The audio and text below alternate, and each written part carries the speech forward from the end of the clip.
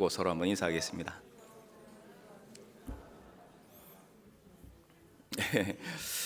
그동안 이제 오랫동안 준비했던 단기 선교가 이번 주 토요일 날 출발을 하게 됩니다. 가시는 분들 또 수고하시고, 또 저희들 여기 있지만 또 저희는 보내는 선교사로서 그 단기 선교에 함께 동참해야 한다는 것을 기억하고, 정말 그 모든 선교 일정을 위해서 우리가 함께 한 마음으로 기도하면서 돕는 그런 일들이 있었으면 좋겠습니다. 오늘 이 겸손이라는 이 주제의 말씀을 함께 나누려고 하는데요. 이 겸손이라는 단어를 잘 이해하게 해주는 그런 물질 또 용어가 뭐가 있을까 이제 좀 찾아보니까 모래라는 이 물질 또 이 모래라는 단어를 한번 꼽아볼 수 있겠다 그런 생각이 들었습니다. 우리 주위에서 흔하게 볼 수 있는 것 중에 하나는 모래입니다. 커다란 바위가 점점 작은 덩어리로 쪼개지면서 이렇게 아주 세밀한 모래가 되게 됩니다. 이 모래라는 것은 우리가 일상적으로 보았을 때는 이것이 크게 쓰일 수가 있을까, 뭐 이걸 어디다 쓸까 이런 이제 생각을 한 번씩 하게 되는데요. 실제로는 참 다양하게 쓰여집니다. 근데 이제 왜 다양하게 쓰여지는가 이제 보면은 그것이 굉장히 잘게 쪼개어지는 그런 성질이 있기 때문에 이 잘게 쪼개어진 모래를 이용해서 또 다른 것들을 만들어 나가는 걸 보게 됩니다. 모래는 석회와 소다를 함께 고온으로 녹인 후에 급속으로 냉각시키면 유리로 재탄생하게 됩니다. 그래서 모래는 유리병이 되기도 하고요. 또 우리가 이제 운동회 때나 이렇게 쓰는 모래 주머니로 사용되기도 하고, 또 모래 예술로 활용하면 이 모래를 통해서 아름다운 작품 활동도 가능해지게 됩니다. 또 우리가 모래를 통해서 참 많이 보았던 것 중에 하나가 무엇이냐면 이 모래시계입니다. 그래서 이 모래시계가 되어서 일정한 시간을 알려주기도 하는 그런 역할을 합니다. 참 많은 일들을 하게 되는 것이죠. 특별히 이 모래시계라는 것은 잘게 쪼개어지고 부서져 있는 이 모래에게 새로운 의미를 부여해 준다고 할 수가 있습니다. 이 모래시계 속에 모래가 이 높은 곳에서 낮은 곳으로 내려가지 않습니까? 이 낮은 곳을 향하여 내려가지만 이 모래가 다 떨어지고 이제 시간이 바뀔 때가 되면 이제 이 모래시계를 이제 뒤집는단 말이죠. 그러면 낮은 곳으로 내려와 있던 이 모래가 결국 어떻게 되는 것입니까? 다시 높은 곳으로 올라가게 되는 그런 참 재밌는 그런 현상을 보게 됩니다. 볼품없는 모래이지만 잘게 쪼개어져서 낮은 곳으로 내려가면 다시 들려 올려지는, 다시 높아지는 은혜가 있게 되더라라는 것을 이 모래시계를 통해서 발견해 보게 되는 겁니다. 쪼개지고 낮은 곳으로 내려가면 그게 끝인 것처럼 느껴지는 그런 순간이 있습니다. 그러나 이 모래시계의 이 내용을 제가 말씀드린 것을 생각해 보면 낮은 곳으로 향하는 것이 끝이 아니라 또 다른 출발, 또 더 높은 곳으로 나아갈 수 있는 그런 시작점이 될 수 있구나라는 것을 우리는 생각해 보게 됩니다.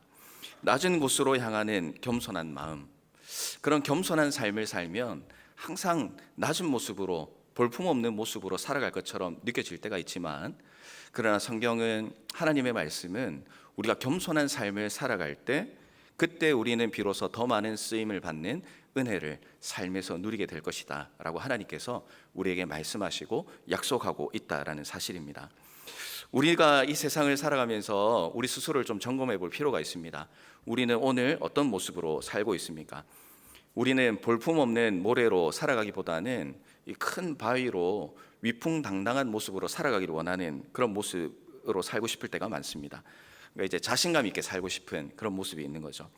그래서 요즘에 젊은 친구들이, 또 물론 이 자리에 계신 분들도 많이 들어보셨을 텐데, 근자감이라는 그런 이제 말이 있습니다. 이 근자감이 무슨 뜻이냐면 근거 없는 자신감, 이 근자감입니다. 그러니까 자랑할 게 없는데 뭐가 있는 것처럼 막 의시되고 자신감 있고 당당한 모습으로, 어떻게 보면 좀 가식적으로 살아가는 그것을 풍자하는 단어가 아닐까 싶습니다. 자신감을 가지고 당당하게 살아가는 것은 너무나 필요한 것이지만, 그것이 과하여서 자기 자신을 포장하고 가식적인 모습으로 자신의 인생을 제대로 살아가지 못한다면 그 인생은 참 박수받을 인생이 아니라 부끄러운 인생이 될 수밖에 없다는 것을 우리는 기억을 해야 됩니다. 오늘 우리는 어떤 자신감을 가지고 살아가고 있습니까? 혹시나 자신감으로 포장된 교만으로 우리의 삶을 살고 있지 않는지 좀 점검해 볼 필요가 있습니다. 하나님은 정말 수도 없이 정말 많이 말씀하십니다. 교만을 버려야 된다, 겸손해야 된다 말씀하십니다. 우리도 교만하지 말고 겸손해야 된다는 거 너무나 잘 알고 있고, 또 이 말씀을 우리가 읽을 때부터 우리가 이제 겸손한 삶을 당연히 우리가 살아야지 라고 이렇게 생각을 하셨을 겁니다. 그런데 오늘 우리가 이 말씀을 통해서 좀 더 생각해 보길 원하는 것은요, 이 겸손이라는 것이 단순하게 마음을 낮추고 누군가에게 뭐 예의를 지키고 이런 수준을 지나서 하나님께서 우리에게 이 겸손한 삶을 살아가는 방법에 대해서 오늘 우리에게 가르쳐 주신다. 이 부분을 우리가 말씀을 통해서 좀 발견하고, 특별히 이제 예수님께서 가르쳐 주신 그 말씀과 연결해서 우리가 겸손한 삶을 살아간다는 것이 어떤 삶을 살아가는 것인가 오늘 말씀을 통해서 깨닫게 되기를 원합니다. 이제 두 가지의 내용으로 좀 나눠보려고 합니다. 첫 번째는 우리가 겸손한 삶을 살아가기 위해서는 필연적으로 그 전에 해야 될 게 있습니다. 그것은 교만한 마음과 생각을 버려야 된다. 이것이 이제 전제가 되어야 되겠죠. 18절 말씀을 함께 읽도록 하겠습니다. 자, 시작.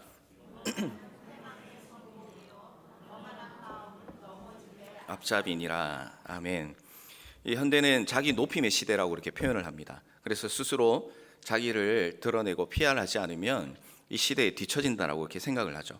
그래서 할 수만 있다면 높은 자리에 올라가는 것이 목표가 되고, 또 이왕이면 높은 자리에서 내려다보기를 원하는 그런 시대를 우리가 살아가고 있습니다.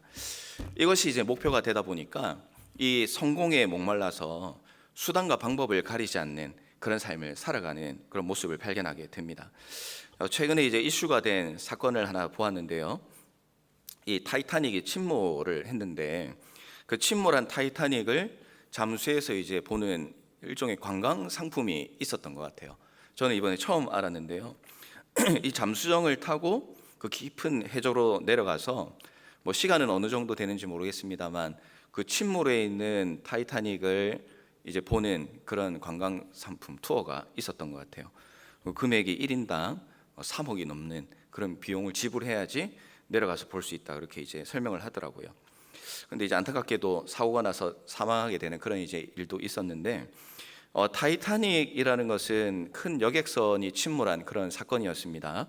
이 사고에 대한 전반적인 내용을 보면서 느끼는 단어를 하나 꼽으라고 한다면 그것은 이제 교만이라는 단어를 떠올릴 수밖에 없었습니다. 1912년에 타이타닉호가 이제 출항을 하는데요. 그 당시에 타이타닉은 최고의 어떤 기술로 만들어진 배였습니다. 그래서 이 자부심도 굉장히 대단했습니다. 그래서 광고를 할 때 이제 뭐라고 광고를 했는가 보니까 이런 광고를 했습니다. 신도 이 배를 침몰시킬 수 없다.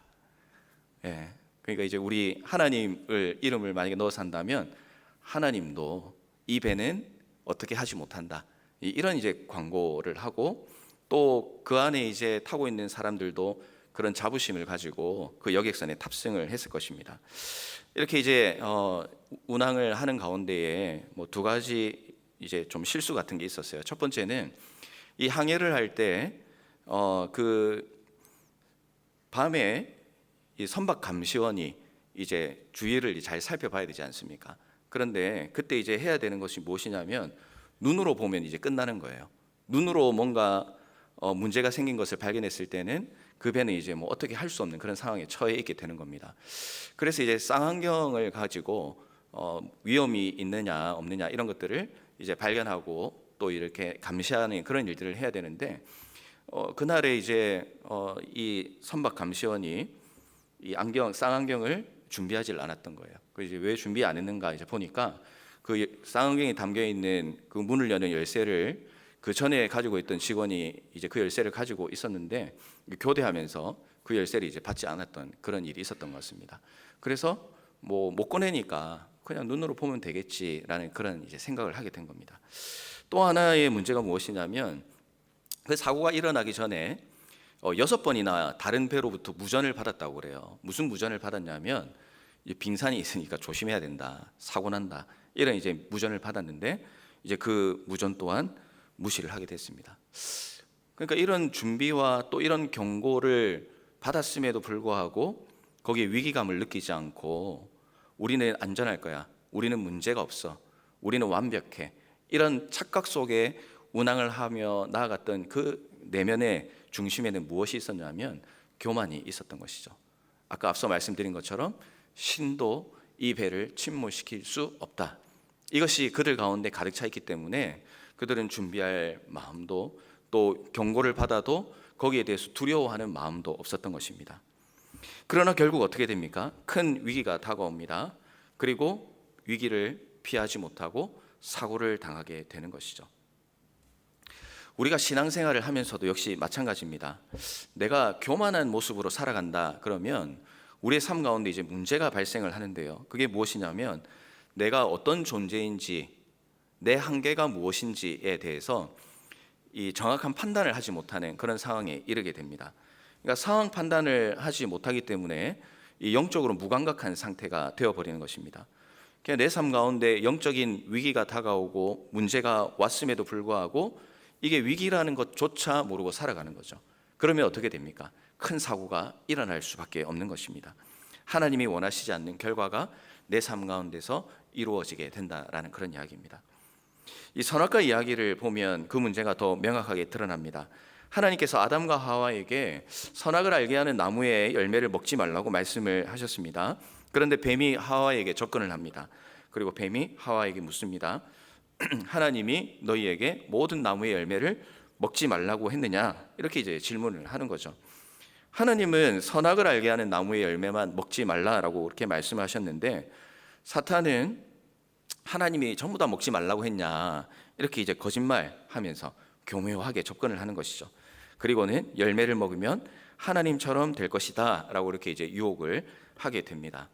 자, 그랬더니 하와는 뱀의 유혹에 관심을 가졌습니다. 아니, 하나님과 같이 된다는데 오늘 이 자리에 계신 분들도 만약에 하나님과 같이 될 수 있다라는 그런 유혹이 있다면 정말 거기에 관심을 안 가질 수 있는 그런 분이 있을까, 이제 그런 생각을 해보게 됩니다. 그리고 점점 유혹에 넘어가게 되는 것이죠. 하와가 어떻게 변하냐 하면 선악과를 볼 때에 분명히 하나님의 경고를 들었을 때는 그 선악과를 바라볼 때에 정말 징그러웠을 것 같아요. 저거 먹으면 죽게 될 것이니까 정말 가까이도 가지 않으려는 그런 마음이 분명히 컸을 텐데 이 뱀의 유혹을 받으면서 이 심정의 변화가 생겼을 때 그것이 이제 삶으로 나타나게 되는 것이죠. 어떻게 나타나냐면 그토록 피해 다녔던 그 열매가 먹음직스럽고 보암직스러웠다. 그리고 지혜롭게 할 만큼 탐스러웠다. 이렇게 이제 설명을 합니다. 그러니까 교만한 마음이 생기면 그 교만이 우리의 눈을 가리고 그리고 착각하게 만듭니다. 더러워 보여야 하는 것이 아름답게 보이는 것이에요. 이 길로 가면 분명히 죽는 길이라는 걸 알았는데 교만하고 착각하게 되면 이 길로 가도 살아갈 수 있고 저기에 가면 뭔가 더 좋은 게 있을 것 같다라는 그런 착각 속에 빠지게 됩니다. 사랑하는 성도 여러분, 우리의 삶에 이 교만한 마음과 교만이 우리의 눈과 마음을 자리 잡지 않도록 여러분 주의하시길 바랍니다. 교만한 마음이 있으면 여러분의 삶을 옳은 대로 인도하는 것이 아니라 파멸로 이끈다고 성경은 경고를 하고 있습니다. 그래서 우리는 우리 자신을 너무 믿어서는 안 됩니다. 사람은 분명히 한계가 있고 분명히 약점이 있습니다. 사탄은 또한 그 부분을 끊임없이 공격하고 끊임없이 부추깁니다. 너는 신과 같은 존재다. 신처럼 될 수 있다. 하고 싶은 대로 하면 된다. 높은 곳에만 성공이 있다. 낮은 곳으로 가면 실패자다. 말씀대로 살면 네 인생 손해될 수밖에 없다.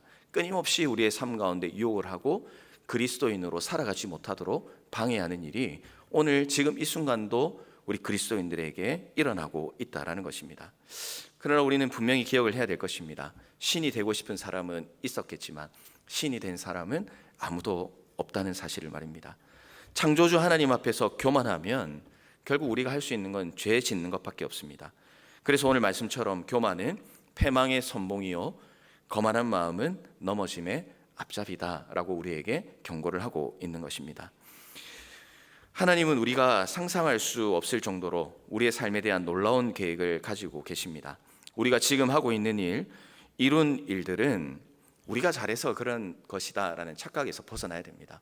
이 모든 것은 하나님께서 허락하셨기 때문에 우리가 누리고 지금 우리가 경험하며 살아갈 수 있는 것이죠.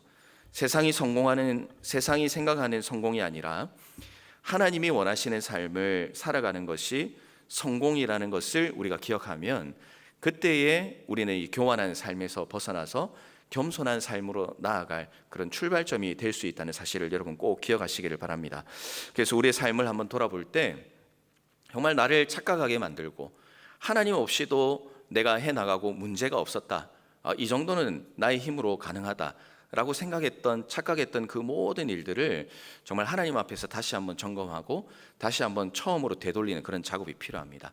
그런 생각과 그런 마음과 그런 시도를 우리가 해나갈 때 우리는 겸손한 삶으로 나아갈 수 있는 출발점이 될 수 있다는 사실을 기억하시고, 혹시 우리 가운데 하나님이 원하시지 않는 그런 교만한 마음이 자리 잡고 있는 것들이 있다면 오늘 또 말씀을 통해서, 기도하는 시간을 통해서 하나님 앞에서 발견하고 과감하게 그 문제에서 벗어날 수 있는 그런 은혜를 우리 모든 성도님 누리시기를 주님의 이름으로 축원합니다. 우리가 두 번째로 이제 말씀을 통해서 좀 기억해 볼 것은요, 이 겸손인데요. 근데 이 겸손한 삶을 사는 것이 무엇이냐? 오늘 말씀해 보면 복음의 삶을 살아가는 것, 그것이 바로 겸손이다. 오늘 우리에게 가르쳐 주고 있습니다. 지혜로운 사람, 교만한 삶을 벗어나는 사람은 어떤 삶을 살아야 되는가? 이제 교만이 아니라 겸손한 삶을 살아야 되는데요. 그 19절 말씀을 같이 한번 읽어보도록 하겠습니다. 자, 19절입니다. 시작.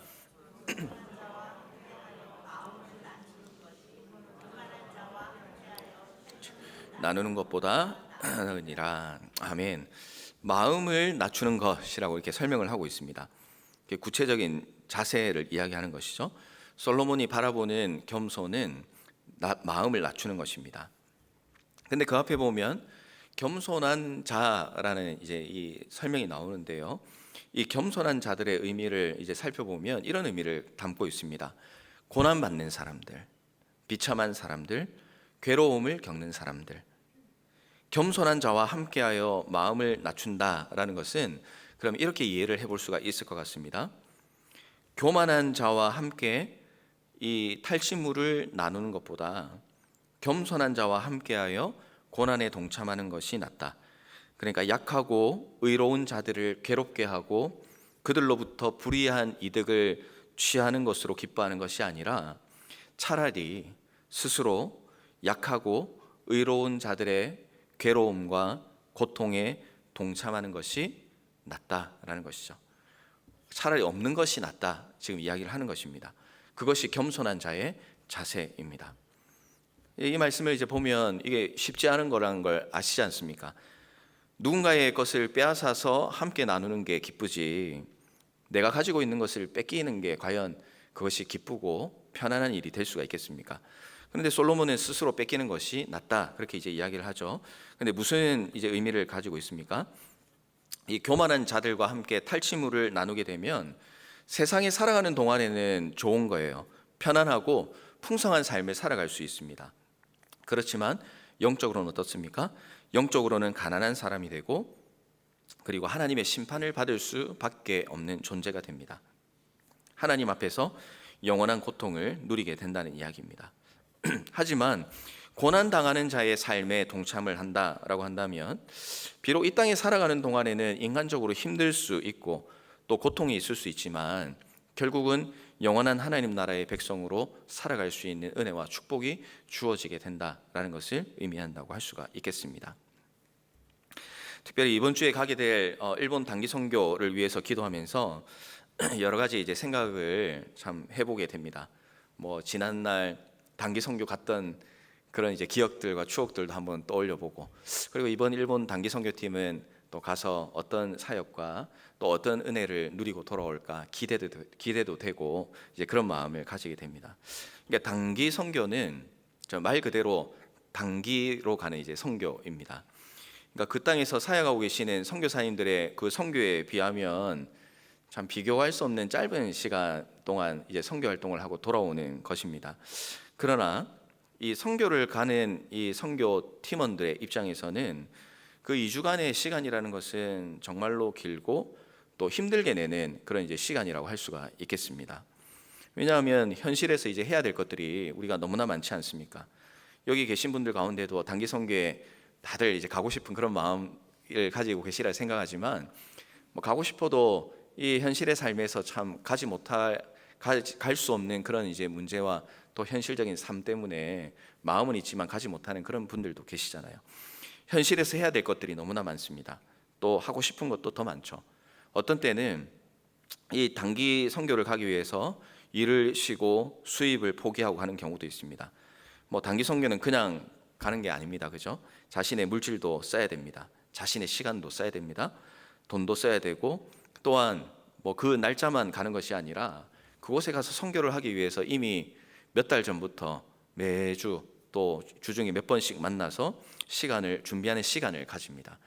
그러니까 이 시간을 보낸다는 것이 인간적인 시간으로 바라보면 굉장히 이 비효율적인 이제 그런 시간이에요. 그래서 이제 어떤 분들은 그런 시간 또 그런 돈 그냥 모아서 선교사님한테 보내면 선교사에게 더 크게 쓰일 수도 있지 않느냐, 이런 이제 이야기를 하시는 분들도 있어요. 어떤 부분에서는 그 말도 효율성을 따지면 그 말도 틀린 말은 아니다라고 생각해 볼 수는 있지만, 그러나 이런 비효율적인 것처럼 보이는 일들을 스스로 또 기쁘게 하는 이유가 무엇일까? 이제 이것을 한번 말씀을 준비하면서 생각해 보게 됩니다. 오늘 말씀의 제목처럼 그 단기 선교를 스스로 또 많은 것을 투자하면서 기쁘게 할 수 있는 이유는 바로 그것이 낮은 곳으로 가는 일이기 때문에, 하나님께서 기뻐하시는 일이기 때문에, 하나님께서 원하시는 것이기 때문에, 그런 확신이 있기 때문에 이 단기 선교를 준비하면서 비효율적인 부분들이 많이 있음에도 불구하고 감사하고 기쁨으로 해나갈 수 있는 은혜가 주어지게 되는 것입니다. 이 복음을 위해 살아간다라는 것은 세상의 기준을 갖다 대면은 정말 말이 안 되는 그런 일입니다. 그러나 세상의 기준을 갖다 대어도 비교할 수 없는 그리스도인의 기본적이고 중요한 사명이다라는 것을 아는 그리스도인은 그것이 비효율적이라고 판단을 받는다 하더라도 그것에 흔들리지 않고 영원한 하나님 나라를 위하여 한 걸음씩 나아가는 그런 은혜의 삶을 살아가게 되는 것이죠. 그리스도인은 편한 것, 또 눈에 좋아 보이는 것을 선택하는 그런 사람이 아닙니다. 효율을 따지는 세상적인 기준과 가치로 살아가지 않습니다. 그리스도인이라면 내가 원하는 것보다는 하나님이 원하시고 기뻐하시는 것을 선택합니다. 특별히 오늘 말씀처럼 구원 없이 비참한 인생을 살아가는 그 땅이, 그 사람들이 복음으로 변화되길 원하는 마음으로 다가가는 것, 이것이 겸손한 그리스도인의 삶이라고 우리에게 말씀을 하고 있는 것입니다. 우리도 마찬가지입니다. 이 단기 선교에 이런저런 사정으로 함께 할 수 없는 경우가 이제 많은데요. 그러나 복음을 전하는 것은 단기 선교팀이나 전도팀만 하는 것이 아니죠. 우리 모두가 당연히 해야 되는 일입니다. 그래서 몸은 가지는 못하지만 우리가 이제 해야 될 일이 있습니다. 그것은 이제 마음으로 함께 하는 것이죠. 마음으로, 또 때로는 후원을 하면서, 또 특별히 기도하면서 이 일에 우리가 함께 동참을 하는 것입니다. 전도는 내가 직접 가는 것도 있지만 갈 수 있도록 보내는 역할도 있습니다. 내가 이번에 가지 못하니까 잘 갔다 오세요, 끝이 아니라 가서 그 일들을 잘 할 수 있도록 내가 여기서 잘 보내는 역할을 해야 된다는 것입니다. 아직 토요일까지 남은 시간이 있습니다. 그래서 우리 단기 선교팀 볼 때마다 우리 성도님들 정말 마음을 담아서 격려해 주시고, 또 힘을 실어 주시고, 또 기도해 주시고, 또 특별히 보내는 선교사로서 내가 이 선교팀을 위해서 할 수 있는 일이 있지 않는가라는 것을 주님 앞에 기도하면서 우리 자신을 한번 돌아보는 그런 시간도 필요하다고 그렇게 생각을 합니다. 예수님께서는 분명히 말씀을 하셨습니다. 마태복음 5장 10절에서 12절 말씀은 이제 이렇게 기록을 하고 있습니다. 함께 읽으면 좋겠습니다. 시작. 의를 위하여 박해를 받은 자는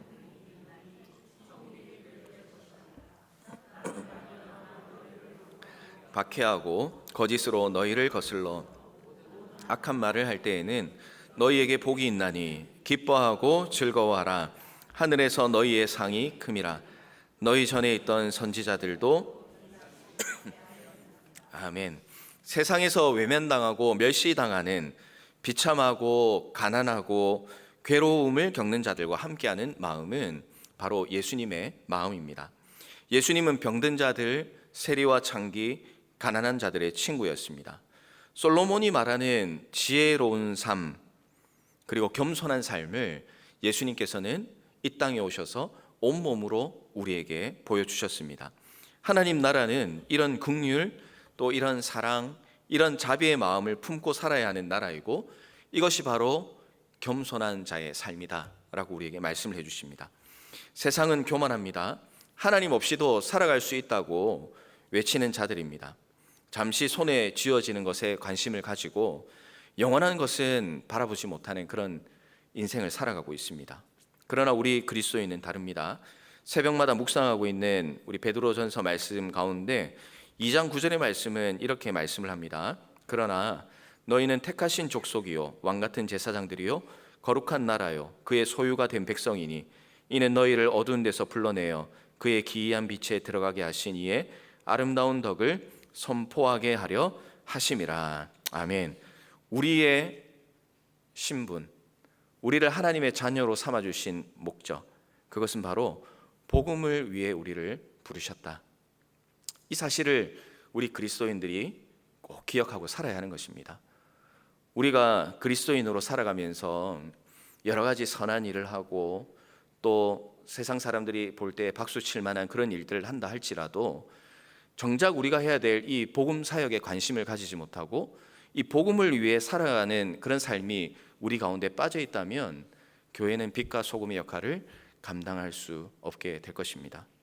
세상의 기준으로 비효율적이고 가치가 없는 것처럼 보여도 지금은 전도할 수 있는 시대가 아니다라는 그런 세상적인 판단과 기준으로 우리에게 이야기를 한다 할지라도 우리의 부르심을 기억하고 순종하는 것, 비효율적이라도 하나님께서 원하시면 해나가는 삶, 그 삶을 우리가 살아나갈 때 우리가 그리스도인으로서 또 우리 하누리 교회가 이 땅 가운데 하나님의 놀라우신 일들을 해나갈 수 있는 그런 은혜와 축복을 누리게 된다는 것을 기억하시기를 바랍니다. 사명대로 살아가는 것, 그것이 바로 겸손한 자와 함께하여 마음을 낮추는 일이라는 것을 꼭 기억하십시오. 그리고 겸손이 약자들의 위로가 되고 또 불신자들에게 영원한 생명의 말씀을 전하고 친구가 되어주고 예수님이 가르쳐 주신 것을 실천하며 살아가는 진정한 겸손의 삶을 살아가시는 그 복음의 삶을 살아가시는 오늘 이 자리에 오신 모든 성도님들 되시기를 주님의 이름으로 축원합니다. 기도하겠습니다.